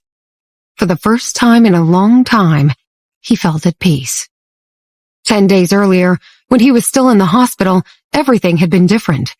His nurse had gone out to get a few things, and he had been alone in his room. He had sat up against the bedhead and looked outside at the scenery, feeling flat and desolate. He hadn't heard from Layla since he had told her the truth the day she had gone visiting. He was beginning to come to terms with the fact that he would probably never see her again and that their relationship was over. He was 20 years old, and he had known her for 15 of those years. He had let her down, and he felt bad about it. If he had known that things would end up that way, he would never have gotten into a relationship with her in the first place. But he had, and everything had come to an end. He had paid the price for his impulsive actions and his inability to restrain himself, and he would probably regret it for the rest of his life. He would have to force himself to move on, but he had no idea how he would do it. Without a goal, it was as if he could see the end of his life creeping toward him. As he lay in his hospital bed, he closed his eyes and tried to get some rest, but he was disturbed by the sound of his door being opened. He looked up, expecting to see the nurse, but it was, in fact, his stepfather. Elmer Healy entered the room and coldly told him that he had better prepare himself for what was going to come his way after he left the hospital. From that moment, Bruno knew that the Healy family's revenge was coming. He had killed 4 members of their family. But there had been no surveillance cameras at the scene, and he hadn't left any fingerprints or traces of poison behind, so he felt confident that the police wouldn't find any evidence to incriminate him. Even if the Healy family placed the blame on him, the police wouldn't be able to arrest him without evidence. Besides, he had consumed some of the poison and come close to death himself, so the police had no reason to believe he was anything other than another victim. But that wouldn't necessarily change the Healy family's point of view and stop them from getting their revenge. The 4 brothers had passed away, and even though his own mother's death would benefit them financially, the remaining family members weren't going to let him off that easily. Regardless of whether or not he was the real murderer, he had survived, and he would have to pay for his mistake. Bruno was alone. He had nothing left. They knew he was in love with the young Williams girl, but they also knew that he wouldn't be able to hide under her family's protection forever. After Elmer left, Bruno continued to stare out of the window expressionlessly. He had almost died twice, and he felt as if he no longer had anything to fear. Layla didn't want him anymore, and there was nothing else that could hurt him. He continued to recuperate in the hospital for another week, knowing that the Healys would be waiting for him when he came out. The day before he was discharged, he awoke to find a strange old man with white hair in his room. The man was wearing an exquisite double-breasted suit and gold-rimmed glasses. He had a shiny walking stick that symbolized his wealth. He stared at Bruno, and Bruno stared back. He hadn't spoken much in the past few days, and when he opened his mouth, his words came out as a whisper. "I think you might be in the wrong room, sir." The old man smiled. "No, this is the right room. You're Bruno Torres, aren't you? Or should I call you Bruno Dunn?" Bruno's heart leapt, and he stared coldly at the old man. "Who are you?" "Don't worry. I'm here to help you." The white-haired man sat down on the couch and made himself comfortable. Another man appeared from behind Bruno and poured the old man a cup of freshly brewed coffee. Bruno hadn't noticed the second man before, and he guessed he must be an employee of the old man, whose name he still didn't know. It occurred to him that the nurse was nowhere to be seen, and he assumed that there were probably more employees outside his door.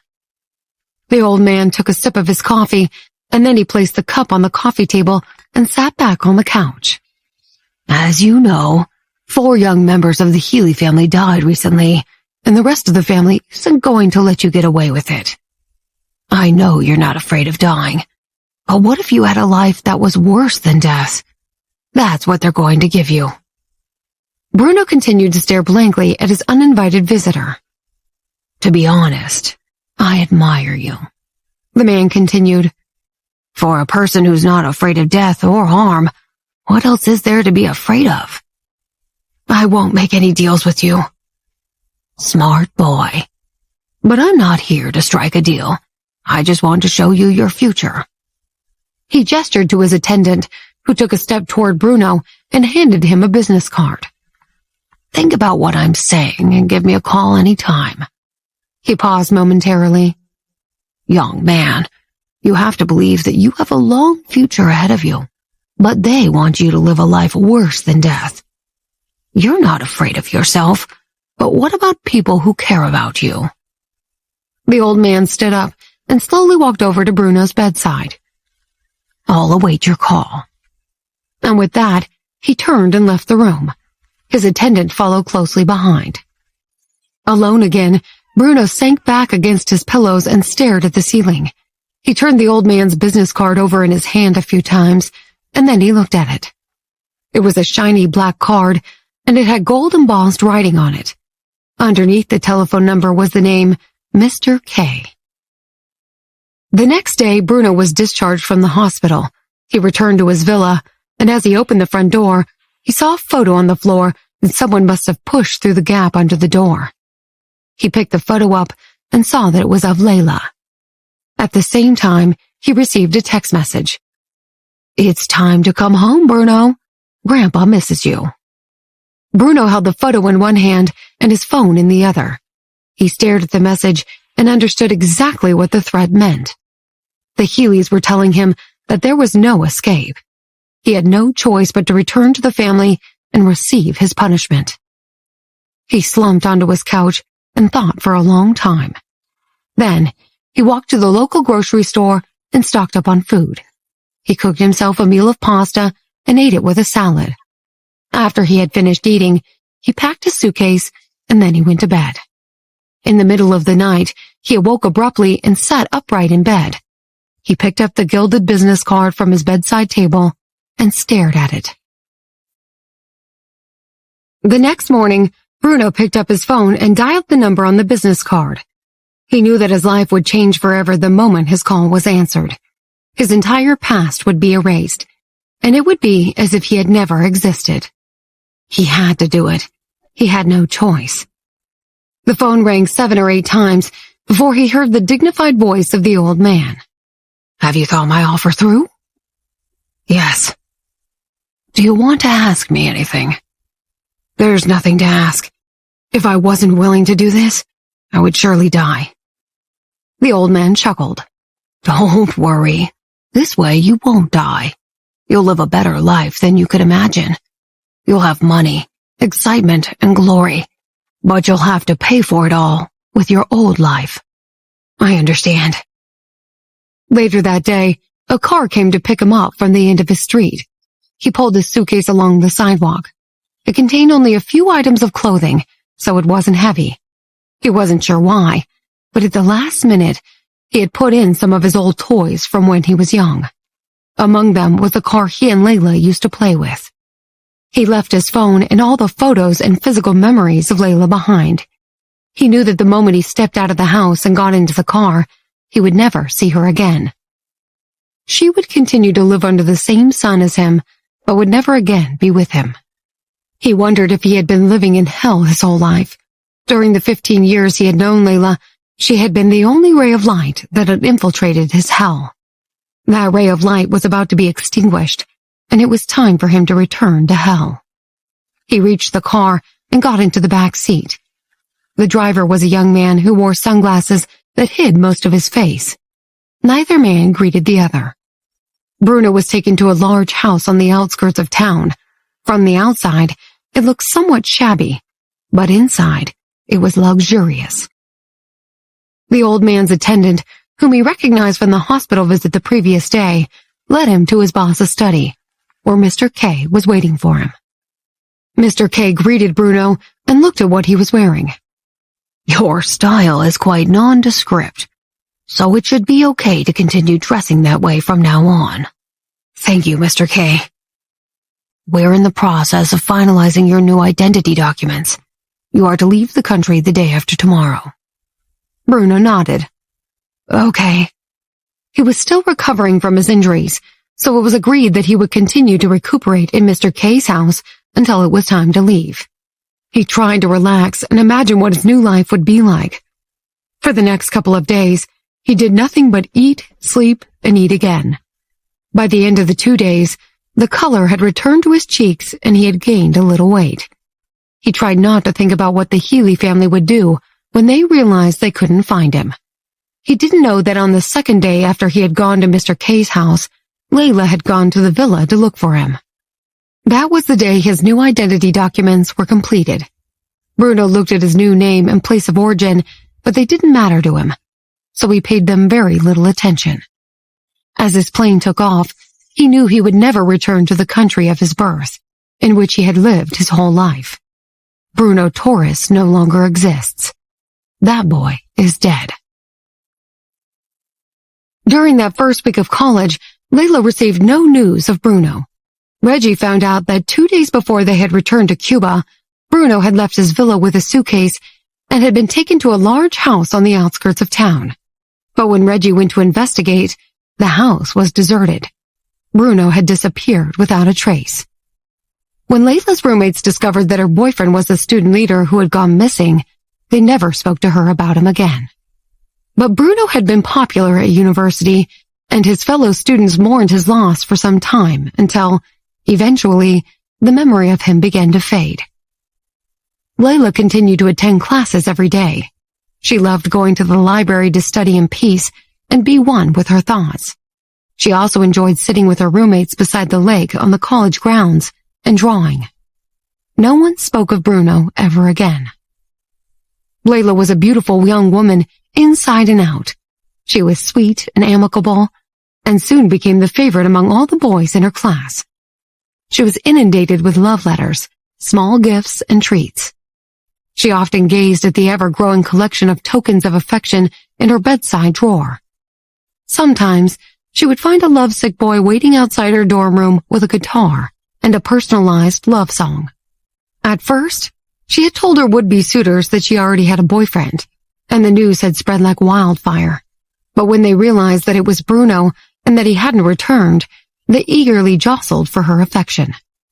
The gifts became more extravagant than the next, and at one point, her dorm room was filled with bouquets of beautiful flowers and shiny balloons. Layla's roommates couldn't understand why she refused the hopeful boy's advances, since it seemed like Bruno had broken up with her.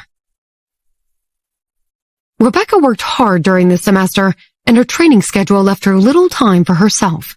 She exercised in the gym every morning before class and ran around the sports track in the evenings before dinner.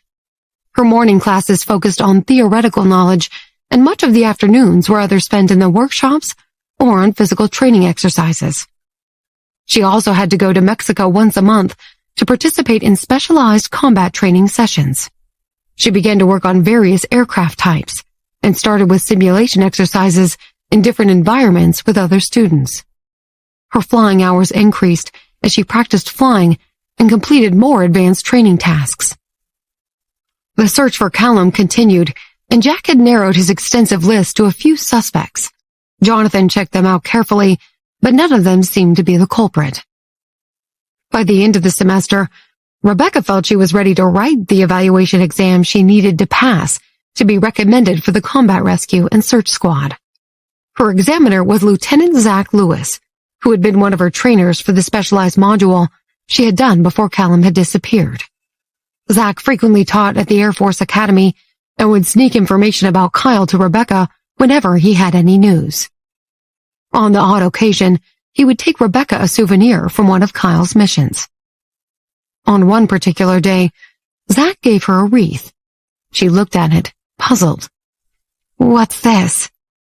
Zach ran his fingers through his hair and sighed. "Yeah, it's quite a sad story. A little girl made it for Kyle. He was on a rescue mission, and the little girl's parents were killed in a bomb blast. She had barely survived, and her legs were amputated. He rescued her from the debris, so she made him a wreath to thank him for saving her life. He said she had the sweetest smile." Rebecca felt a deep sense of sadness wash over her, and she knew why Kyle had given the wreath to her. He wanted her to know that no matter what happened, she had to keep her chin up and be grateful for what she had. That night, Rebecca's phone rang, and she saw Kyle's name appear on the screen. She had been lying in bed with the wreath in her hand. Her thoughts had drifted to Callum, and she wondered what had happened to him. Her eyes lit up as she answered the phone. "Hi!" "Hello. Did you get the wreath?" "Yeah, thank you. It's beautiful. Zach told me the story behind it." Kyle smiled. "Aren't you tired of training so hard?" She sighed. "I've gotten used to it." "Zach told me you've applied for the evaluation exam. Is it tomorrow?" Rebecca held her breath for a second. "Yeah, it is. I'm a bit nervous, but I think I'm ready." Kyle's tone was gentle and encouraging. "I'm waiting for you, but wanted to say, regardless of how you do in the evaluation exam, take it easy and don't be so hard on yourself." Rebecca's eyes glistened and a tear rolled down her cheek. "Thank you. That means a lot to me." Kyle knew what she meant when she thanked him. She had thanked him for the message behind the wreath and for remembering her not to bottle up her emotions anymore. She tried to choke back her tears, but couldn't hold them anymore. As she sobbed, she gradually released the pain that had been lying heavily in her heart since Callum had disappeared. Kyle tightened his grip on his phone as he heard Rebecca's soft sobbing. He imagined her face wet with tears and her eyes swollen from crying. He looked around him. All he could see was debris and ruins. He was lucky to have gotten through to her. Sometimes he had a signal, but most of the time he didn't. He had known that the wreath would affect Rebecca, and he had purposely phoned her so that she wasn't alone when her emotions finally came pouring out. Rebecca hadn't cried in a long time. She had pushed her emotions aside and had thrown herself into her training to forget about everything that had happened. But she couldn't hold her tears back any longer, and she sobbed like a small child. Kyle quietly listened to her and wished he was there to hold and comfort her, but he couldn't do anything. He leaned against an old fence and heard gunshots and explosion in the distance. "Becky, I miss you." His deep voice was magnetic as he spoke to her. She cried even harder. "I miss Callum." Kyle's heart broke for her. "I know you do." She heard someone speaking to him in the background and took a deep breath. "Thanks for phoning. I better go." "Bye, Becky." "Please be careful. I miss you too." Rebecca woke up early to prepare for the evaluation exam. The written test was tough, and she found the questions challenging. She struggled to concentrate, and she wasn't sure if it was because she had had an emotional breakdown the night before, or if it was because she hadn't dreamed of anything, which was very rare for her. Her mind seemed empty except for one persistent thought that guided her. Although she hadn't found Callum, other people in similar situations would need her help. She had missed the opportunity to rescue her brother, which was a pity, but she didn't want to regret anything else. She focused on her goal and finished the written exam before midday. Casey met her for lunch in the canteen. He knew Rebecca's dream was to join the Airborne Combat Rescue and Search Squad, and she did her best to encourage and motivate her. "Good luck with this afternoon's physical exam. I know you're going to be great." Rebecca nodded. "Thanks, Katie." She wouldn't see her roommate as often if she passed the exam. Her performance in the practical exam was almost perfect. Zach was stunned. "How old are you again?" Rebecca blushed slightly. "I'm old enough to fly a plane." He grinned at her. "Well done. You'll get your results in a few days." 3 days later, Rebecca received a sealed envelope. She nervously tore it open and took out an official-looking document. It had been stamped and signed by the head of the academy, Lieutenant General Cooper. She smiled faintly as she read the contents, and her eyes glistened. Her classmates had heard that she was leaving, and the boys who had been crushing on her were devastated. Her friends had decided to treat her with a farewell present and had booked a table at a local karaoke bar. Although the students weren't allowed out over the weekends, Pedro told Rebecca that he had pleaded with their instructor to make an exception, considering how well she had passed her evaluation exam. Their instructor had reluctantly agreed on the condition that they return by 10 o'clock in the evening. Rebecca and her friends dressed casually that Saturday afternoon and headed for the karaoke bar. They feasted on burgers and drank beer while chatting about their futures as pilots. After eating, everyone started to sing. It was just as well that they were all training to become pilots, because they weren't the best singers. It was rare for Rebecca to relax. She looked at her classmates, with whom she had spent more than a year training, and felt a twinge of sadness. Their jovial personalities reminded her of Callum's hot-blooded passion for life. She let her guard down and allowed herself to enjoy the evening. She drank, sang, and even vented her frustrations out with her friends. They eventually returned to their dorms, drunk and happy. The boys shamelessly took advantage of the situation and took turns hugging her as they wished her well with her new future. She remembered what she had heard in the background when she had spoken to Kyle on the phone the previous night. "They're intensifying their attack. We have to get out of here." Her heart sank as she realized he had phoned her from the middle of a war zone. Rebecca's classmates hugged her and told her to always be careful and not to work too hard. They made a lot of noise in the hallways as they jostled to get one last hug until the dorm room supervisor came out of her room and chased them all to bed.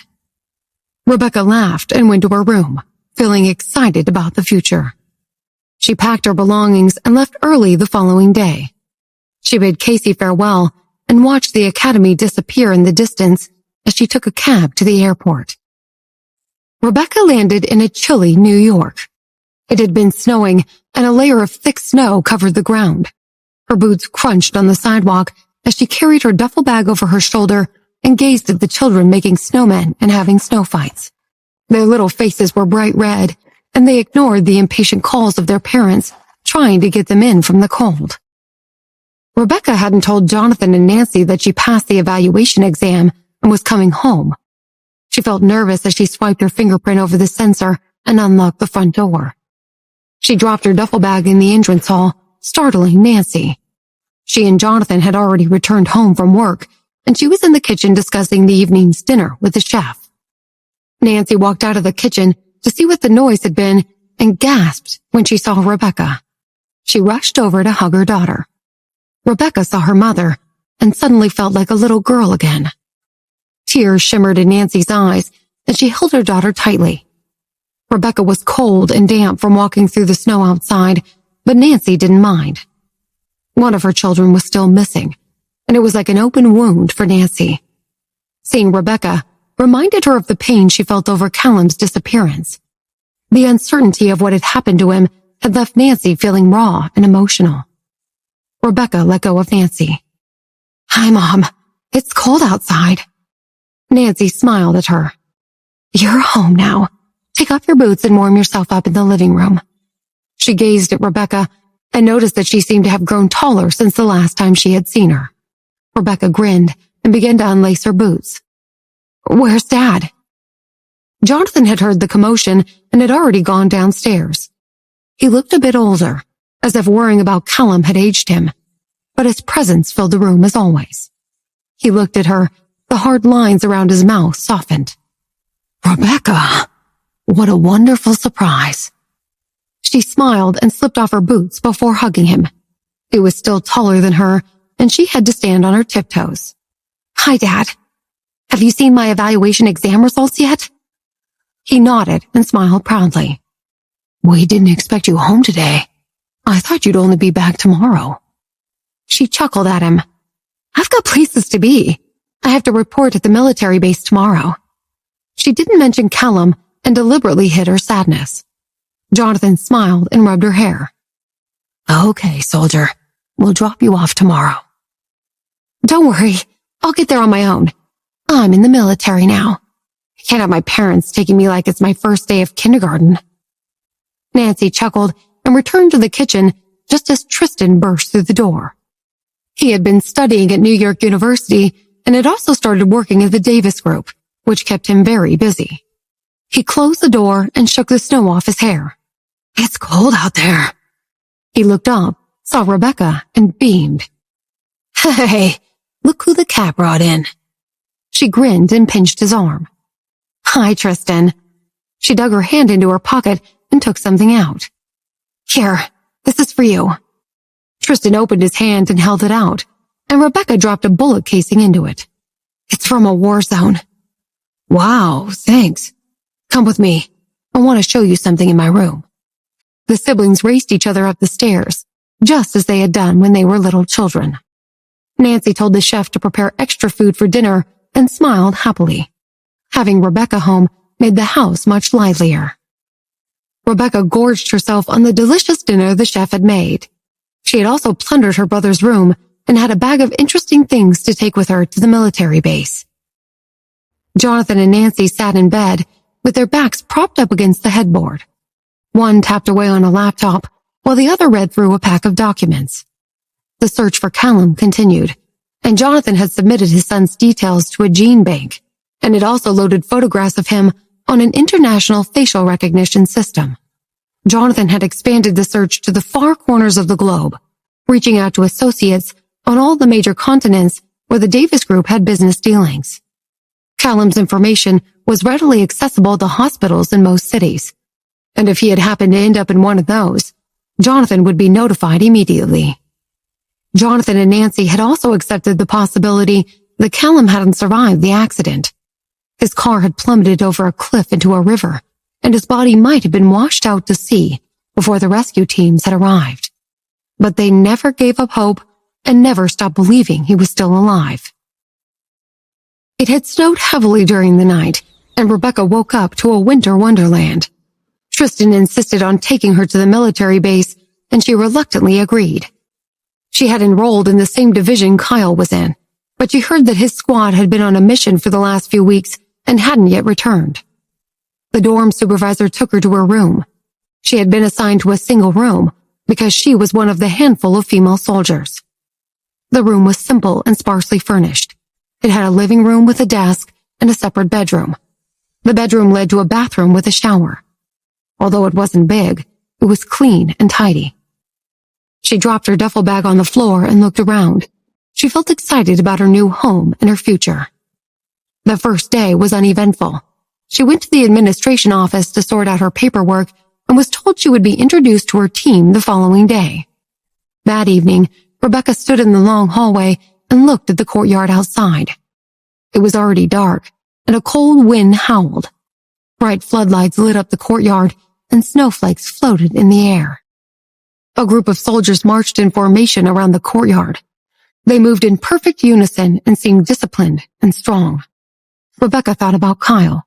She had sent him a message as soon as she had found out that she had passed the evaluation exam, but she hadn't heard back from him. She took a deep breath and hoped that he would return safely.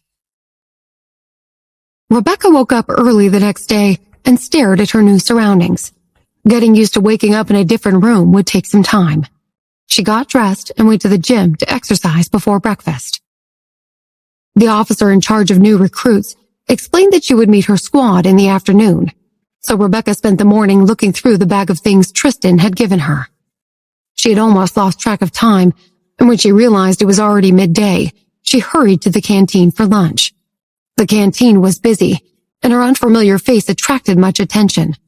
Rebecca had delicate yet striking features, so the soldiers didn't take long to notice her.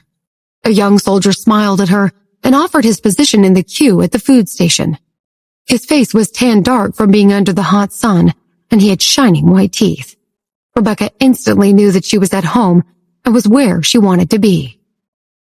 After lunch, she met her recruitment officer and followed him to be introduced to her squad. Like all the other soldiers, Rebecca was wearing military fatigues, and although the fabric was loose, it didn't hide her slim figure. She had tied her hair up into a neat bun and was wearing a cap. The cap accentuated her long neck and her long almond-shaped eyes.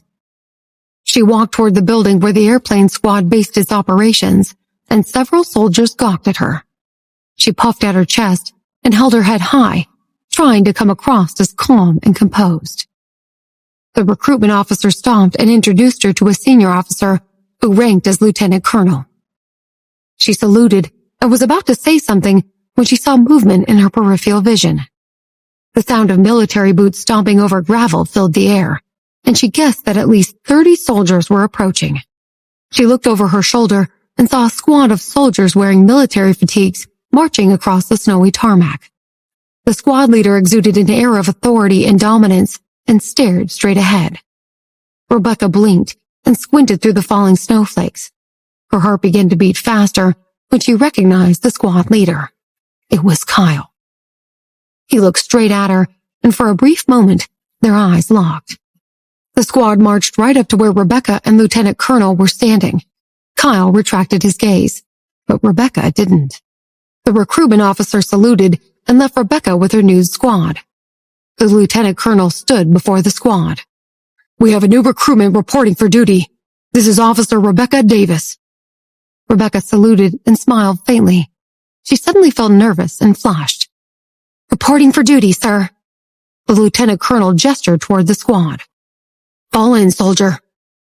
Rebecca quickly stepped forward and found an empty spot at the back of the formation. The soldiers stood straight and orderly, and Rebecca felt dwarfed by the tall soldiers in front of her. She could barely see the top of Kyle's head, and if it hadn't been for his height, she wouldn't have seen him at all. The soldiers spent the afternoon doing basic training, and because Rebecca had been working out twice a day for the better part of a year, she was fit and kept up easily. After the training, the lieutenant colonel asked her to step aside and explain that she would be following instructions from the squad leader. "Officer Davis, you'll be reporting to Captain Gonzalez from now on." Rebecca nodded and saluted as the lieutenant colonel walked away. She turned to look at Kyle, relieved that they finally had an opportunity to talk. She saluted at him, and he returned the salute. They locked eyes again, and Rebecca's face lit up. "So, Captain Gonzalez, are you happy that I didn't make you wait that long for me?" Kyle grinned. "I would have waited for you in any case. I only saw your message when I returned from my mission late last night." Rebecca smiled coyly. "I'm glad you're back safely." She finally understood the seriousness of soldiers being safe and returning after their missions. Kyle gazed at her for a while. "Come with me. We have to finalize some administration now that you're part of my squad." He took her on a brief tour of the base on the way to the administration building and pointed out various facilities. "As a new recruit, you won't be allowed to participate in active missions yet. The airborne squad is divided into 2 groups. The first group is usually sent out on missions, and the second group handles operations and logistics on the ground. You have experience in training in aircraft maintenance and will spend the next 3 months in a workshop. Although being on the front line is the airborne squad's primary function, having a team on the ground to care for the equipment is essential. We'll review your performance after 3 months, and your responsibilities may change. You need to gain enough experience before we can send you out on active missions." Rebecca nodded. She had been worried that she would be thrown into the deep end and immediately sent on a mission. She knew she lacked live combat experience and had been concerned that she wouldn't cope. "That's perfect. Thank you. I'm looking forward to it." Kyle stepped closer and looked at her with a sparkle in his eyes. "Becky, my father's company is doing research and development in this area. Focus on learning as much as you can about technology. You'll gain invaluable experience here. And when you're ready to move on from the military, a position will be waiting for you in the Gonzalez group." Rebecca looked into his eyes and saw her reflection in them. His hint couldn't be more obvious. Rebecca looked at Kyle in astonishment. "You'll give me the top job in your father's company?" "Sure, why not? You're better qualified than 10,000 others put together. I'll give you more than 10,000 people if that's what you want. Anything for you." Rebecca pretended to not understand what he meant. "So you're giving away the company just like that? Won't your dad kill you?" "My dad's eager to get the company in the family, and since you'll be his daughter-in-law by then, I'd say he'll be pretty happy." Rebecca was annoyed with that remark, and she ignored him. "When did I ever agree to be his wife? I'm only 18. I can't think that far ahead. And anyway, it's my decision, not his." Kyle saw on her face that she was irritated, and he stopped teasing her. He gently brushed away a loose strand of hair and turned her face to his. "If I'm honest, I don't want you to move up from the workshop anytime soon." Rebecca frowned at him. "I'm just thinking of when you go out on missions, Becky. It's a dangerous job. I want you to be safe." "Yeah, I get it. But I'm not going to take my life for granted. My parents have been through enough sadness." "I couldn't bear if anything happened to you." Rebecca felt her heart beating faster, and her breathing became tight. She was relieved when he said no more on the subject and turned the conversation back to her duties on the base. She listened carefully and began to feel safe. She had always wanted to join the army, but it would be a lie to say that she wasn't afraid of what the future might hold. But with him, her fears melted away. When Kyle was young, he had carried her on his back during the punishment that they had been given. Then, when he had grown up, he had flown a fighter jet to save her, and then he had taught her how to fly one herself. She believed that he would always give her the sense of security that she needed. From that day on, Rebecca eagerly participated in every training exercise that came her way, so that she could grow and be the best version of herself. There weren't many missions to take part in at that time, so she was able to be with her fellow soldiers every day. As time went on, she got to know each of them better and better. She would often chat with them during rest times. She was the only woman in the group, and all the men treated her as an equal, which she appreciated. She was happy to sit on the floor with them for meetings and participate in group activities that involved crawling through mud. And when the annual Mid-Autumn Festival came around, she was particularly eager to put her name on the program. Life in the army was an endless cycle of training exercises and military fatigues. So when it was time for the Mid-Autumn Festival, everyone got excited about the change in routine that the cultural event gave them. Kyle knew how to play the piano and dance, so he could produce 2 items by himself, but they were always solos. The other soldiers could recite poetry or sing songs, but they all wished more women could accompany them in a duet. So, with Rebecca on board, everyone saw hope for a different kind of event that year. Rebecca smiled to herself when she saw that Kyle was on the program performing a solo dance.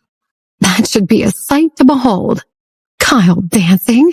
I can't wait to see it. One of the festival rules was that the regiment's program had to be completed by its team members. They weren't allowed to invite help from an external division. Kyle's team was full of men. The soldier who had handed Rebecca the program schedule saw her smile and understood what she was thinking. Don't be fooled, Rebecca. Kyle is an excellent dancer. He can dance as well as any professional. He's even been known to have flowers thrown at him on the stage. Anyway, you'll see for yourself when the time comes. Rebecca gave him an incredulous look. Just as the soldier was speaking to Rebecca, Kyle walked over to them. He had heard what the soldier had said. He playfully punched the man's arm. Who's giving me flowers? No one gives me flowers. It's true. That pretty female soldier in the other regiment who's been chasing you since last year always gives you flowers. Rebecca gave Kyle a sideways glance and raised her eyebrows inquisitively. Kyle glowered at the soldier. Don't you have anything better to do than talk nonsense? I have got a good mind to see you out to do 400 push-ups in the snow. The soldier didn't understand why his boss had reacted so passionately, but he certainly didn't want to do 400 push-ups in the snow. So he shut his mouth. He stuffed his pen into Rebecca's hand. What event do you want to sign up for, Rebecca? She took the pen and wrote on the program planner. Piano solo performance and dance solo. The soldier read her entry and grinned. That's the same as Captain Gonzalez. Why don't the 2 of you play piano and dance together? Rebecca rolled her eyes at him. You know the rules. Each division has to perform 5 renditions. If Captain Gonzalez and I do 2 duets instead of 4 solo performances, we have to find 3 additional acts. If we perform separately, we only need to find 1 more. We could do a group song or something. You're right. It would make things a lot easier. But Kyle disagreed. He took the pen and paper from Rebecca and scribbled out what was written there. Underneath, he wrote, Dance duet, Rebecca, Kyle. Piano duet, Rebecca, Kyle. When he had finished writing, he thrust the paper and pen back into the soldier's hand. But, Captain, why do you want to do this? We'll have to do some smaller performances too. Who will get in to do those? Nobody likes doing the small stuff. Without saying anything, he took the paper back and continued to write. Singing duet, Rebecca and Kyle. Short acting piece, Rebecca, Kyle, and some others as extras. Singing ensemble, everyone. Again, when he had finished, he gave the paper and pen back to the soldier. There you go. It's all there. The soldier was astounded, but a part of him couldn't wait to see what Rebecca and Kyle would come up with for their performances. Wow, that's impressive. You're even going to act. Kyle nodded blandly at the young man. I'll choose a script later. I can't wait to see your show, Captain.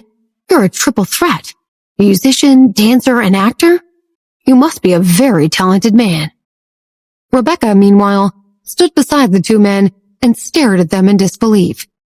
She had been assigned to 4 acts, but no one had bothered to ask her for her opinion. She shook her head incredulously. And what do I get for appearing in 4 performances? There has to be a reward, right? Kyle grinned and whispered in her ear. I'll give it to you tonight.